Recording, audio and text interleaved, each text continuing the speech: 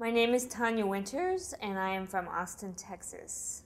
Now, I understand that you weren't always from Austin, and you moved there a while back, and I'm just wondering if you could tell us about the moving experience and why you did it.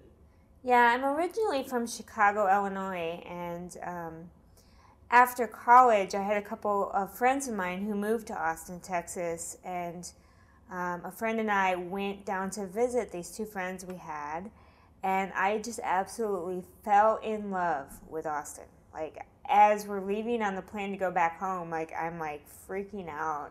I'm like sick to my stomach, and I'm like, what's going on here?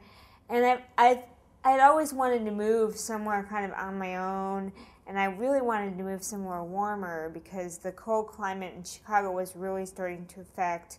I also walk on crutches, and so the cold climate was really starting to affect my physical body, and it was really hurting. So I remember having breakfast with my dad, because I had already lived on my own, since I was like 18.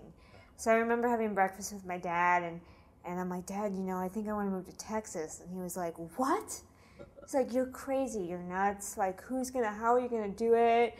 Like, oh, I don't know about this. And I said, Dad, you always taught me to go for what I believe in, and this is something I really want, and I think I can do it. And he was like, okay, I'm scared for you, but I support you. And so what I did is I had my friend who lived in Austin send me the classifieds every week. And I did an internet search because I knew the first thing for me was to have a job, because most people with disabilities, can't just go out and work retail and, sleep on couches. It just doesn't really work for us. So I knew I needed to have a job, and I just graduated with a bachelor's in social work. So I did an internet search and searched a lot of the state agencies, and was able to get an interview after about 3 months. And to be quite honest, they passed me up. The first time they interviewed me, they passed me up, and they called me like a month later, and they were like, well, we'd love to have you work with us if you want to, and so before I knew it, I had a job. And so, the next step was to move, and I had to go through a lot with my family, aunts, uncles, everybody who, it seems like every time you make a big change in your life, like all the distant family comes out of the woodwork and goes, oh my God, you're insane. So my aunt said, well, I'll drive you down there. And if you don't have a good experience, don't worry about it. We can pick you right back up. In fact, the day that we were leaving, she's like, if this doesn't work out, I'd be happy to pick you up in like a week. And I was like, I don't think so. I don't think it's going to happen that way. And it's been 10 years since I lived in Austin. I remember I packed up everything I could fit in my 1998 red Pontiac Sunfire, and like just picked up and moved it, drugged my cat, and we drove 18 hours, and my aunt followed me in a little minivan, and we did it. Had no furniture. I stayed with my friends for about 3 months after I moved until I could get enough paychecks together to get my own place. But then my next hurdle was housing. And honestly, I didn't know how inaccessible housing could be until I was actually doing it. It's like you hear a lot of barriers that people with disabilities have, but until you're actually doing it, people with disabilities are just like any other person. We don't really know until we're actually in the shoes and we're doing the work. And so I was really amazed on how inaccessible housing was. And, for some reason the bathroom doors are always smaller than the regular doors. So I didn't have a door for the first 5 years. I actually hooked up a curtain to my bathroom so that I could actually move my wheelchair into the bathroom and take a shower. And so, yeah, that was another hurdle I had to go through. I was paying like a lot of rent for this little place just because it was accessible. And so I learned that sometimes, because newer apartments tend to be more accessible, at least in Texas since 2003, I don't know, I find that rent is higher because you can't move into places that were built in the 80s because they're just really, not accessible for someone with, you know, with a physical disability. So that was my next hurdle. And then, you know, I've always considered myself a pretty independent person, and I always thought, well, I don't depend on my family that much. But one of the things I realized was when I was actually moved and doing it, it was very hard socially to get around and to feel comfortable driving around, and finding the grocery store, and, you know, doing things like getting the groceries in and finding friends and all that kind of stuff. So I went through about a year period, I would say, of really trying to process that emotionally, and went through some tough times, and, you know, definitely thought about giving up a few times. But, you know, my grandfather always told me, he said, you know, if you really want to do something, you know, I remember since I was 2 years old, he would tell me this story that I had a special power, and it was right behind my belly button. And it was called fortitude, and all I had to do was, like, pull myself up and reach for my fortitude, and I could do anything I wanted to. And so I always kind of lived by that. So I was like, I'm not going to give up, I'm going to do it. And I remember my aunt calling like every month going, oh, you can, you know, just come back home. You can just give it all up, come back home. I was like, no. And I remember the first time I went to a coffee shop all by myself, because my friends actually moved back to Chicago.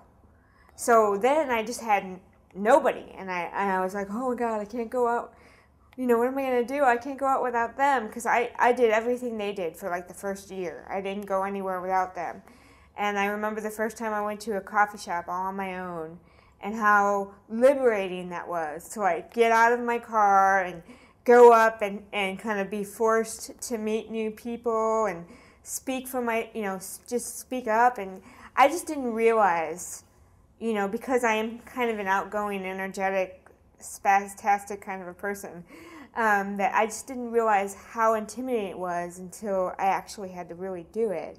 And so I think that that's a really important lesson, is that you really, if you want to do something, the best thing to do is just to go do it sometimes. Because, you know, a lot of us think about supports, and, oh, I need the supports in place before I can go try this thing.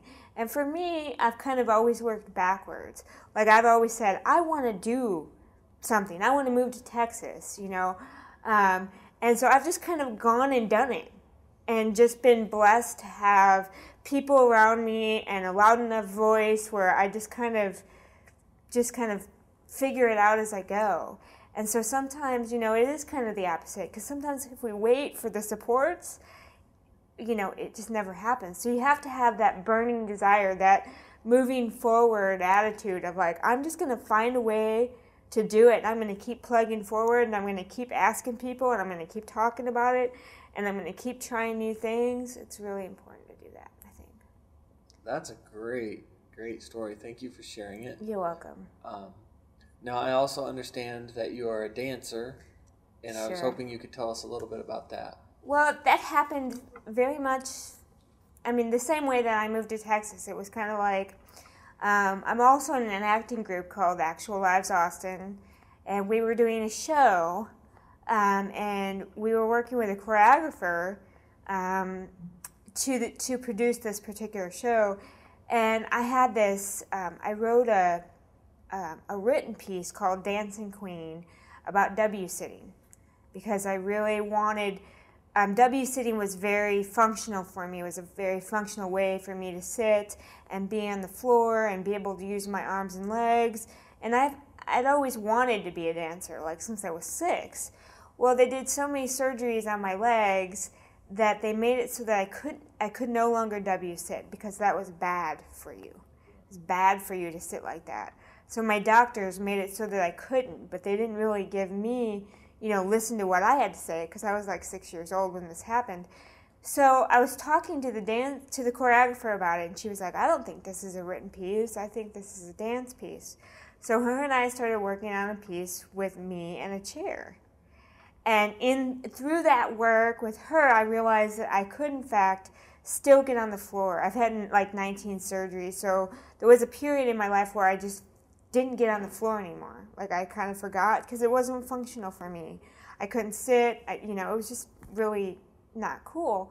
But then working with her, I realized that I could, in fact, get on the floor and dance. And I was like, how do I do this? How do I dance more? Like, what do I have to do? And she's like, well, you have to go to class, because then you get to be able to use the studio, and you have more opportunities, and you get to know people.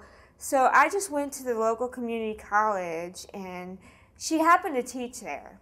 But I remember walking into the class and just saying, hey, I'm here, I want to dance. And the teacher, it wasn't this person that I originally met, it was another teacher. And she was really receptive and very welcoming. And, I came to class.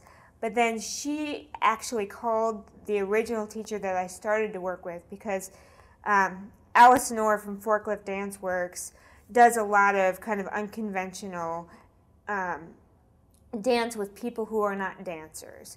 So this other teacher called Allison and was like, what do I do? There's this person with a disability in my class, and how am I supposed to include her? And, oh my gosh, help me. And Allison said, I don't know how it's going to work. Ask her.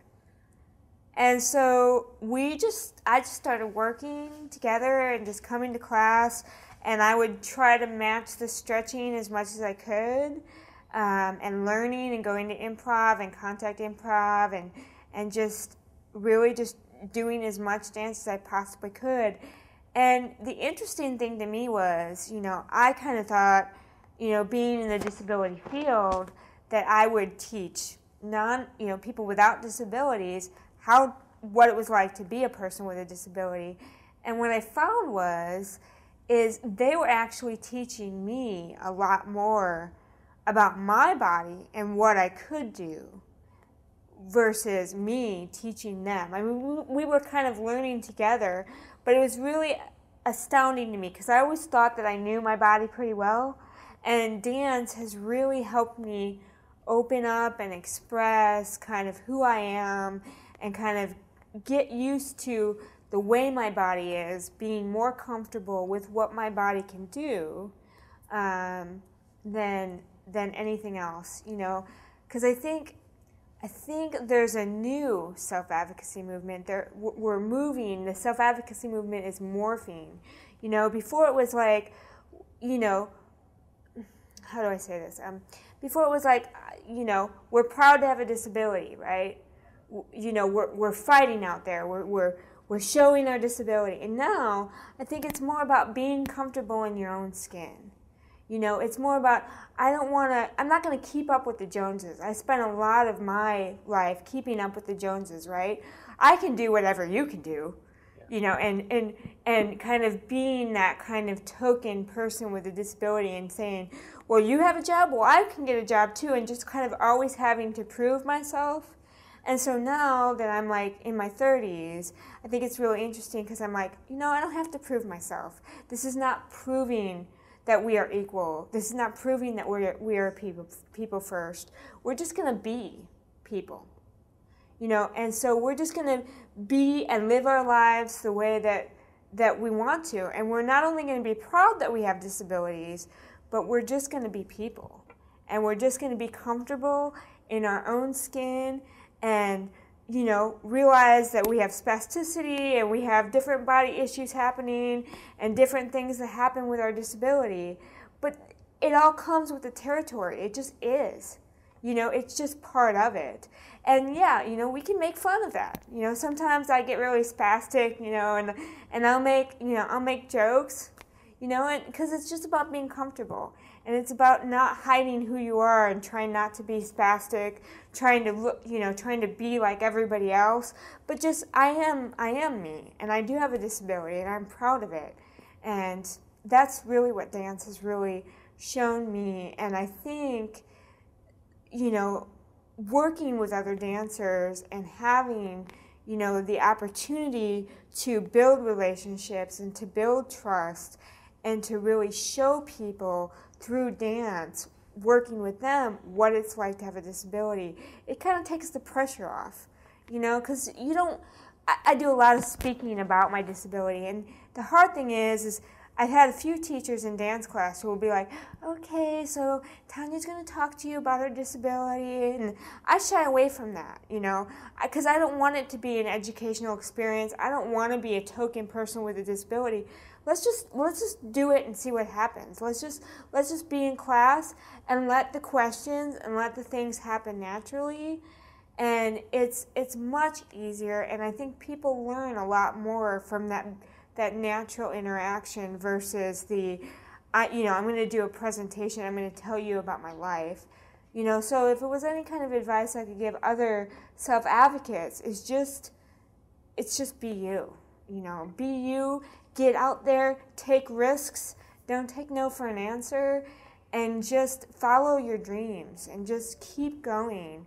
And, you know, you are the example, you are the expert, and people will eventually understand if you just keep being who you are and keep believing in your heart. It's very, very powerful.